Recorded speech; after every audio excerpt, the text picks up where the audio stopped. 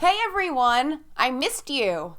It's time for another edition of So That Happened, and I know it's been a very long time since the last video, but I was at Party Poker Millions North America in Montreal, so I was busy traveling, doing that, and when I wasn't making videos for Party Poker, I was eating and drinking around Montreal and not making YouTube videos. So there's a lot to catch up on from all the poker Twitter gossip, so let's not delay. First up, Liv Boeree. Ooh, did Liv start some fun shit talking on Twitter. Liv tweeted, quote, "When we make a decision, ... we are making a bet against all future versions of ourselves that we are not choosing." End quote. Liv writes, "Love this quote from @AnnieDukes, new book, Thinking in Bets. If you enjoy reading about rationality, I highly recommend it." Welp, Annie Duke is not the most beloved figure in the poker community, considering a lot of the scandal that she was involved in. So let's get right into those people who aren't the biggest Annie Duke fans responding to Liv's tweet. The first person to respond was Jason Mercier, tweeting out, "Seriously?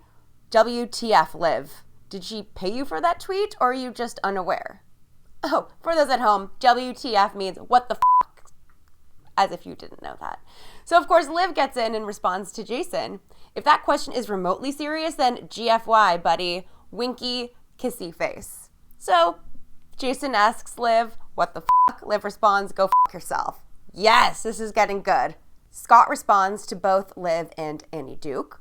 "How are you going to promote this con woman and thief who defrauded people of millions of dollars, has shown no remorse, and has never suffered any consequences for her actions?" Let's all note that this tweet by Scott was liked by 244 people. That's a lot. So obviously there are a lot of people in the Twitter sphere who believe that Annie Duke is not the best human being and believe with everything that Scott had said to Liv and Annie. And Liv's response to Scott's comment was, because, in this order: A, the book is really good and I believe it is a net positive for the world if people read it. And B, I have heard both sides of the story, unlike almost everyone, which, with all due respect, Scott, you haven't. Burn! And the next poker player to combat Liv and her endorsement of Annie Duke's book is Parker Talbot. Tonka! He tweets, "'Cause from what I can find, Annie Duke is scum. And if someone wants to change that idea, that would be cool. But I know more than you" is a pretty lame response. Calling Liv out on her last tweet, and look, this one has 50 likes. So there is a lot of people against the Liv Boeree, Annie Duke side of this. And that leaves me with David Williams, who also gets in on this. A lot of big poker names. David Williams tweets at Liv, "Doubtful you could have sued her." Her meaning Annie Duke in this case. "Probably Epic Poker LLC and likely nothing to get if we won. Yes, I was in the top 27 with you."